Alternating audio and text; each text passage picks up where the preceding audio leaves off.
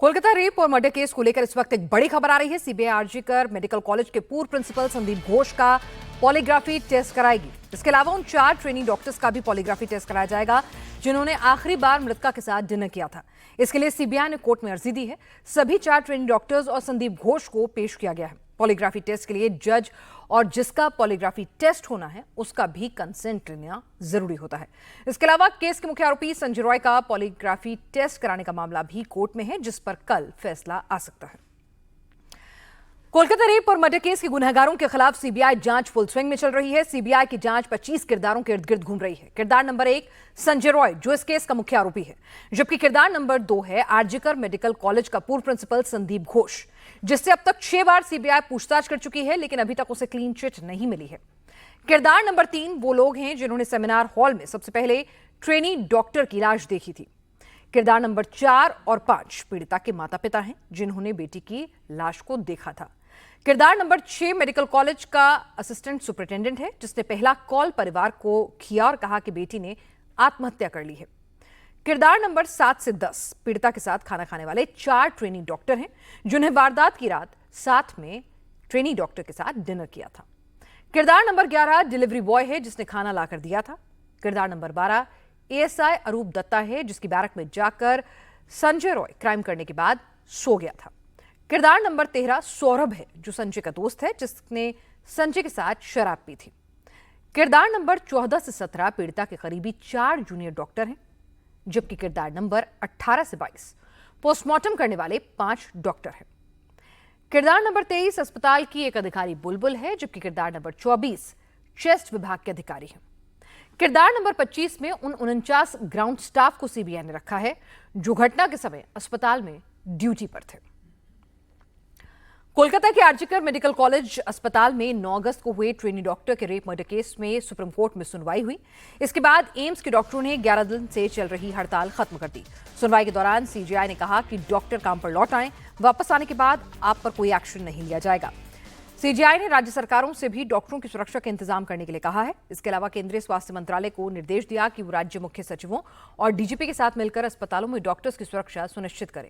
यह काम 1 हफ्ते के भीतर पूरा हो जाना चाहिए और राज्य 2 हफ्ते के अंदर इसे लागू करें। सुप्रीम कोर्ट ने विरोध प्रदर्शन कर रहे देश भर के डॉक्टर्स को कहा है कि वो काम पर लौट आएं, उनके खिलाफ कोई कार्रवाई नहीं होगी और अगर सरकार उनके खिलाफ कोई एक्शन लेती है तो फिर सुप्रीम कोर्ट इस मामले में दखल देगा। आज कोलकाता रेप मर्डर केस की सुनवाई के दौरान चीफ जस्टिस के सामने डॉक्टर्स एसोसिएशन ने अपना पक्ष रखा और कहा कि प्रोटेस्ट करने पर उनकी छुट्टियां काटी जा रही हैं, उनको एब्सेंट दिखाया जा रहा है। इस पर चीफ जस्टिस डीवाई चंद्रचूड़ ने कहा कि डॉक्टर्स को काम पर आना चाहिए। अगर वो काम पर लौटेंगे तो अदालत इंश्योर करेगी कि उनके खिलाफ कोई एक्शन न हो। इसके अलावा चीफ जस्टिस ने कहा कि उन्होंने जो नेशनल टास्क फोर्स बनाई है, डॉक्टर्स उसमें अपने सुझाव दे सकते हैं, उनको अलग से टास्क फोर्स का हिस्सा बनने की या बनाए जाने की कोई जरूरत नहीं। चीफ जस्टिस ने केंद्रीय स्वास्थ्य मंत्रालय को भी कहा है कि वो एक हेल्थ पोर्टल बनाए जहां पर लोग अपने सुझाव दे सकें और अपनी शिकायतें भी दर्ज करा सकें। चीफ जस्टिस ने केंद्र और राज्यों की सरकारों से भी कहा कि वो विरोध प्रदर्शन करने वालों के खिलाफ कार्रवाई न करें। आज सुप्रीम कोर्ट में 3 जजों की बेंच ने कोलकाता रेप और मर्डर केस की सुनवाई की। Chief justice DY Chandrachud, justice JB Pardiwala और जस्टिस मनोज मिश्रा की टीम ने सुनवाई की। कोलकाता पुलिस और बंगाल सरकार की तरफ से कपिल सिब्बल ने पक्ष रखा। केस की टाइमिंग को लेकर बंगाल पुलिस घिर गई है और सुप्रीम कोर्ट ने उसे कड़ी फटकार लगाई है। बंगाल पुलिस कैसे अपने ही जाल में फंस गई है, इसे सिलसिलेवार तरीके से समझिए। 9 अगस्त को रात 3 बजे से लेकर सुबह 4 बजे के बीच में ट्रेनी लेडी डॉक्टर की रेप के बाद हत्या होती है। इस बात की पुष्टि पोस्टमार्टम रिपोर्ट करती है, लेकिन पुलिस ने जो हलफनामा कलकत्ता हाईकोर्ट में दाखिल किया उसके मुताबिक उसे सुबह 10:10 पर कॉल आया था कि आरजीकर मेडिकल अस्पताल के सेमिनार हॉल में एक लड़की अचेत अवस्था में पड़ी मिली है। सूचना पर पुलिस वहां पहुंचती है। सूचना मिलने पर कोलकाता पुलिस जब आरजीकर मेडिकल अस्पताल पहुंची तो देखा कि हॉल के बाहर मेडिकल स्टूडेंट्स और डॉक्टर्स की भीड़ लगी हुई है। यह बात कोलकाता पुलिस के उस हलफनामे में है जो उसने कलकत्ता हाईकोर्ट में 16 अगस्त को पेश किया था। पुलिस ने बताया, जब पुलिस वहां पहुंची तो पीड़ित लेडी डॉक्टर पीठ के बल सेमिनार हॉल में एक गद्दी पर पड़ी थी। पीड़िता अनकॉन्शियस कंडीशन में थी। उसके शरीर में कोई मूवमेंट नहीं था। उसके शरीर के साथ साथ प्राइवेट पार्ट पर चोट के निशान थे। मतलब यह हुआ कि पुलिस के मुताबिक लड़की तब तक मरी नहीं थी, क्योंकि वो जो लिखा है उन्होंने वो था अनकॉन्शियस कंडीशन। ऐसे में हैरत इस बात पर होती है कि पुलिस अचेत होने की थ्योरी बना रही है, वो भी एक मेडिकल कॉलेज में, जहां डॉक्टरों की एक पूरी टीम मौजूद है जो 1 मिनट में बता सकते थे कि लड़की जिंदा है या सांसें थम चुकी हैं। पश्चिम बंगाल सरकार और कोलकाता पुलिस की दलीलें सुनकर जज भी हैरान थे। ऐसे बड़े और संवेदनशील केस में जांच में कितने अनप्रोफेशनल तरीके से बंगाल पुलिस ने अपना रवैया अपनाया। सुप्रीम कोर्ट के जज जस्टिस पारदीवाला ने तो ये तक कह दिया कि उन्होंने अपने 30 साल के करियर में इतनी घोर लापरवाही पुलिस की देखी नहीं। सुप्रीम कोर्ट ने पूछा कि ट्रेनी डॉक्टर की मौत सुबह 5 बजे हुई तो कोलकाता पुलिस ने एफआईआर रात 11:45 पर क्यों दर्ज की। पुलिस ने एफआईआर दर्ज करने में 14 घंटे की देरी क्यों लगाई।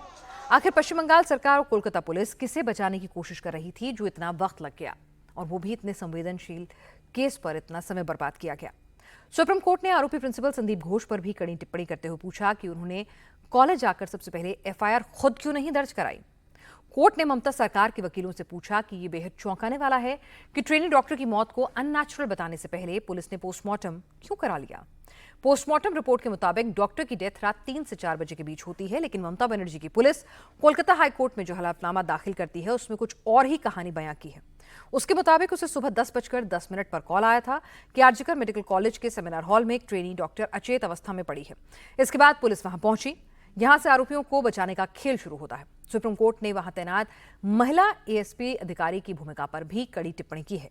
कोलकाता पुलिस ने केस डायरी में ट्रेनी डॉक्टर की मौत सुबह 10:10 दर्ज की, जबकि अननेचुरल डेथ की रिपोर्ट 1:45 पर दर्ज है। पुलिस ने पंचनामा शाम 4:20 पर भरा। पंचनामा का मतलब होता है घर वालों के सामने शव की पहचान करवाना। उसके करीब 2 घंटे बाद शाम 6:10 से लेकर 7:10 तक पोस्टमार्टम हुआ। इसके बाद कोलकाता पुलिस और आरजीकर मेडिकल कॉलेज के प्रिंसिपल को ऐसी क्या जल्दी थी कि करीब 8:45 बजे ट्रेनी डॉक्टर का अंतिम संस्कार करा दिया गया। अंतिम संस्कार के करीब 2 घंटे बाद पुलिस ने रात 11:45 पर एफआईआर दर्ज की। सुप्रीम कोर्ट सवाल पूछ रही है कि हर कदम पर लापरवाही क्यों हुई। किसने बंगाल की पुलिस किसे बचाना चाह रही थी।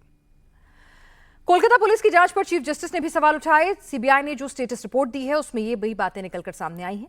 इस मामले में घोर लापरवाही हुई है और प्रथम दृष्टा ऐसा लगता है कि यह सब कुछ जानबूझकर किया गया।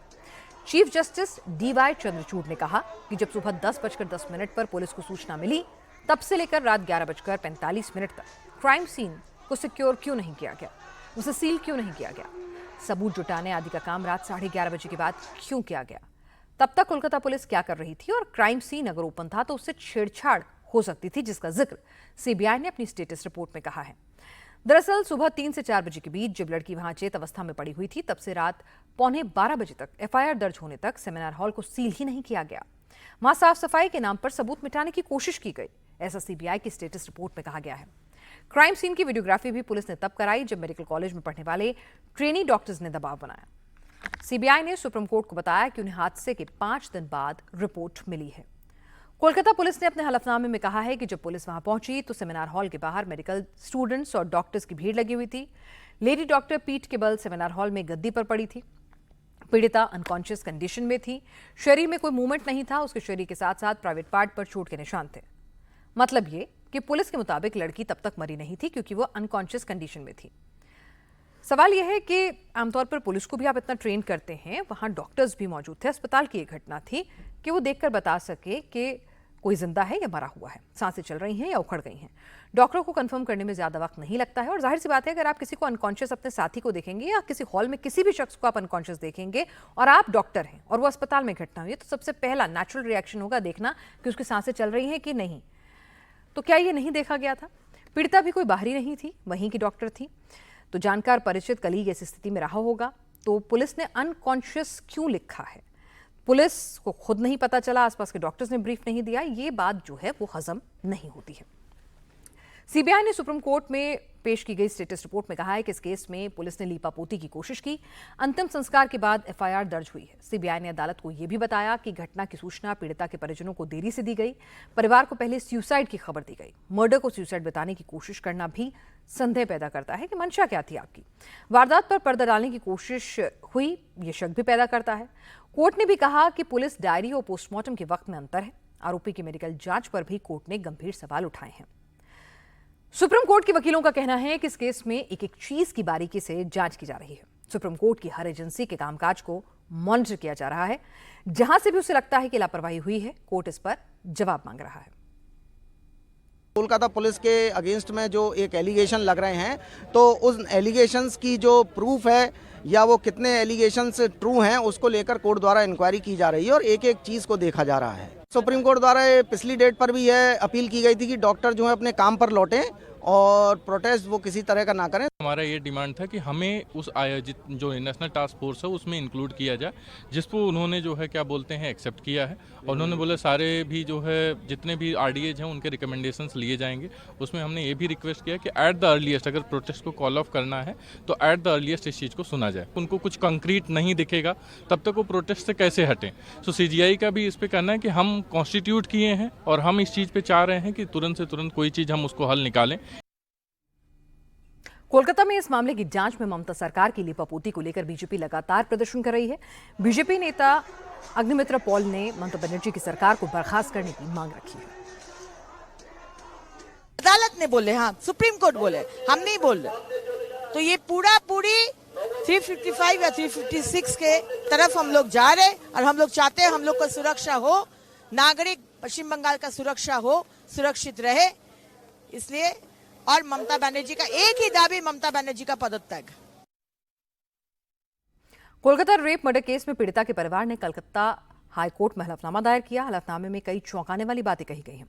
याचिकाकर्ता की ओर से कोर्ट में पोस्टमार्टम रिपोर्ट का हवाला देकर कई बातों को सामने रखा गया, जिसके आधार पर यह बताने की कोशिश की गई कि पीड़िता के परिवार के साथ क्या हुआ और उसके साथ खुद के साथ कैसा क्रूर अत्याचार हुआ है। एक एक पॉइंट हम आपको समझाते हैं। पिटीशन में लिखा गया है, Their daughter's body bore several injury marks indicating a brutal and violent attack.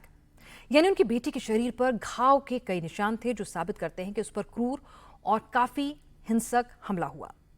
Petition में आगे लिखा गया है कि सर के कुछ हिस्से को छोड़कर पूरे चेहरे और शरीर पर गहरे जख्म थे जो बुरी तरह पिटाई और टॉर्चर की वजह से आए, ऐसा लगता है।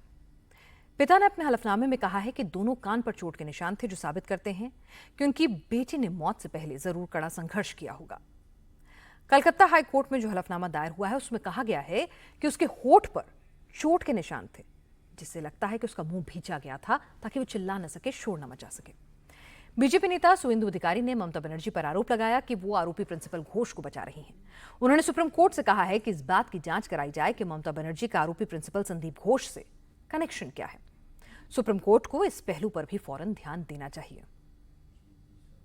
क्वेश्चन ऑफ संदीप घोष, ममता जी ने 21 के पहले बताई जनता को डबल चाकरी, डबल नौकरी। संदीप घोष को ट्रिपल दे दिया। संदीप घोष को आरजीकर से एनआरएस से ओएसडी आपका स्वास्थ्य भवन का headquarter of the health department. इसलिए संदीप घोष का साथ health minister as well as chief minister का इतना साठ गांठ, ये तो खुलासा हो रहा है।